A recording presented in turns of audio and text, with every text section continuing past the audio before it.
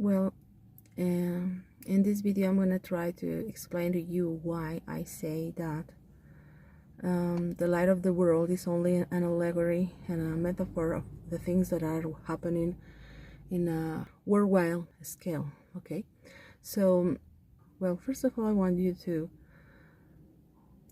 remember that you don't have to believe everything I say. It's just part of my testimony, a testimony that comes from several years back when I came back from Spain, and I started to say things to Samuel and to the ministers of the church, when I was saying to them that the church has gotten apart from the gospel, and the church was apostating and also had fallen into idolatry while worshiping Samuel instead of obeying the gospel and the word of Christ.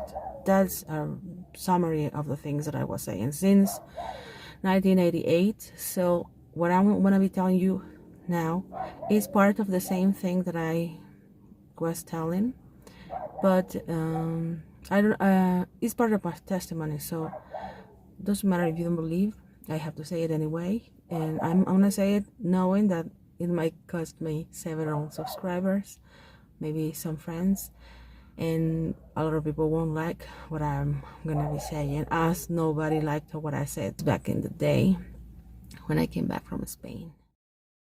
Taking into consideration all the things that are happening and all the information that we have available, we can see some patterns that repeat, like in the church, the same way globally, that led us to forecast or to infer that what happened to the light of the world church is also happening in a global scale. Thus, I can confidently confirm the allegory of the church, the light of the world. The church, the light of the world, is insignificant. It has no influence on the whole world. Any Christian understands that God rules over the whole world, and not only over few people.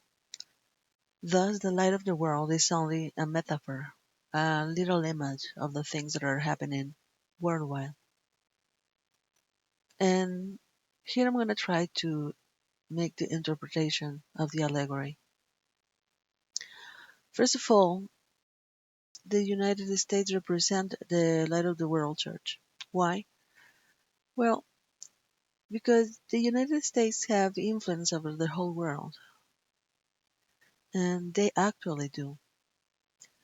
So even if the light of the world church was supposed to enlighten the world by being an example of how to practice and disseminate the Christian values, the fact is that the one that is supposed to be doing that, at least that's what they claim, are the United States.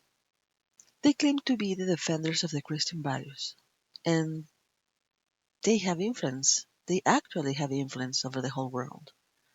They are the leaders of the countries, and they have set themselves like the ground and pillars of the liberty and of the light of knowledge, the defenders of the right and the truth in the middle of the world.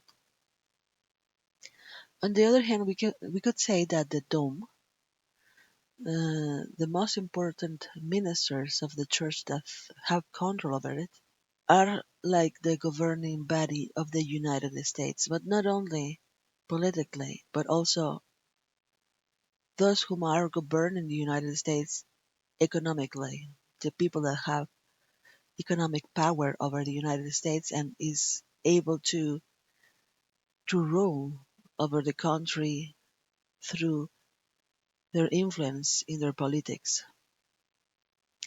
Why? Well, I think they, the governing body of the United States, are represented by the dome of the church because they are the leaders, they are the ruling body of the country. They are the ones who dictate what it has to be done. They take up and actively design the perception of reality that the general public, the general American public, are allowed to have, such as in the church, the minister says, and design the reality for the brothers to believe. This is the dome And they do this by controlling the information they can access to.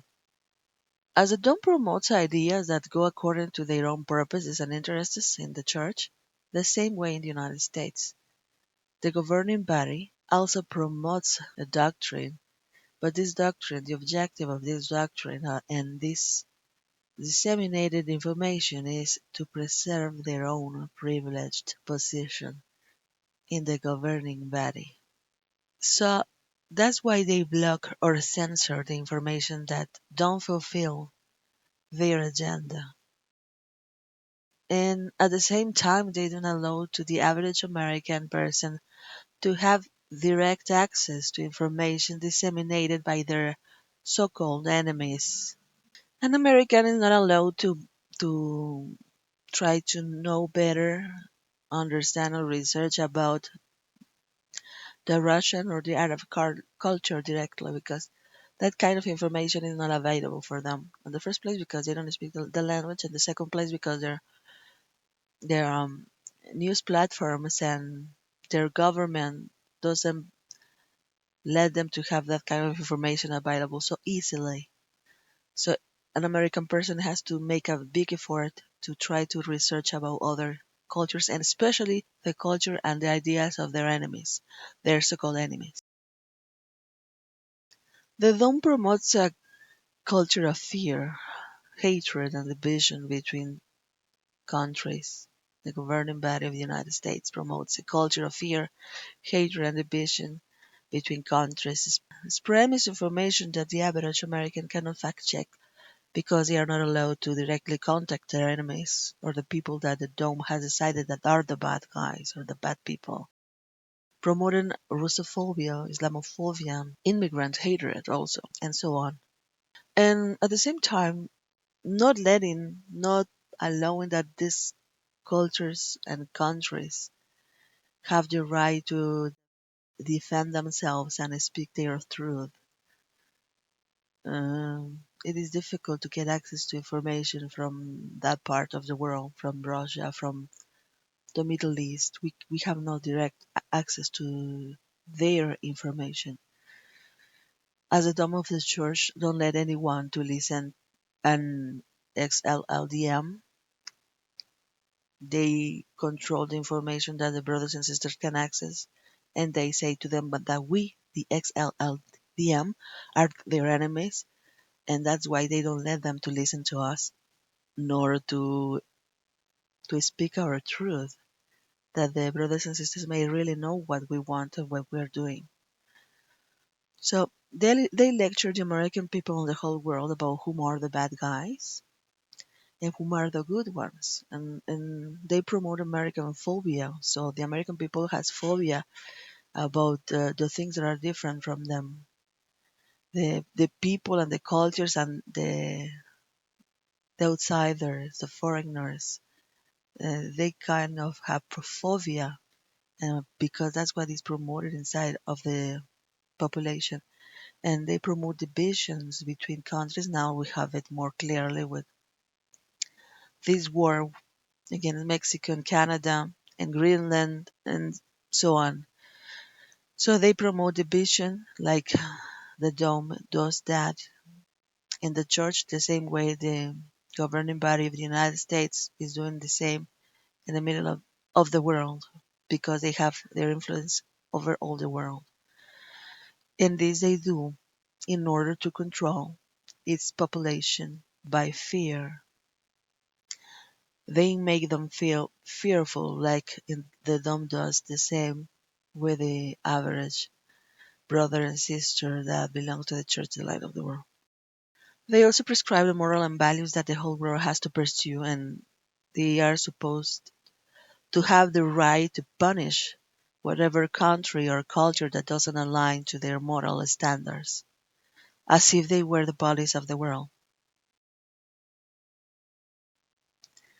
Also, the Dome, or the governing body of the United States, expands their dominion over the whole world in two ways, in two different ways. The first one, when they uh, pay big amounts of resources to spread their information. And in this position, we can make another parallel with the people that defends the election, or the people that defends Nason, like Kazuki and Batallón Cibernético,